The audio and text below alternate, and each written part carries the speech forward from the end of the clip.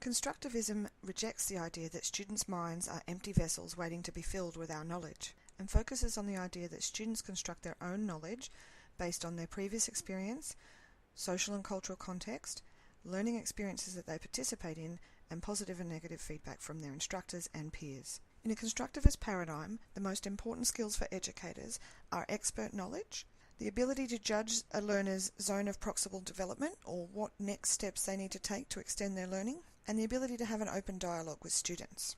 The second learning theory that forms the basis of our work comes from Siemens and Downes, and it's called connectivism. Connectivism frames learning as a process of connecting nodes in a network of information sources. It values the capacity to know over what is currently known, and it claims that learning can reside in non-human appliances such as a community, network, or database. In this environment, formal courses are not the main conduit for learning.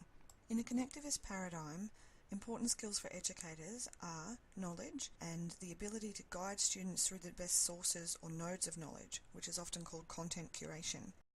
Good technical skills or the ability to learn and experiment with technology, and the ability to build and inspire a community of learners in an online environment. So with those two learning theories in mind, we move on now to Oliver and Harrington and the idea that we design a learning sequence in order for our students to reach the intended learning outcomes. Oliver and Harrington's framework identifies the critical elements required in designing a learning sequence, namely learning activities, learning supports, and learning resources.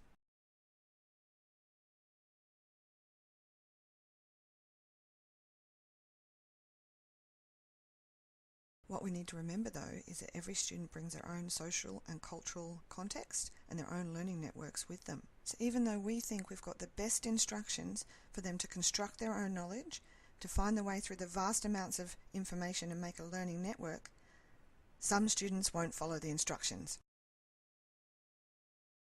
What we can do as part of our ongoing reflective practice as educators is share what we're doing, evaluate it individually and as a community of practice, and transform our teaching over time. And that's what we're starting to do today.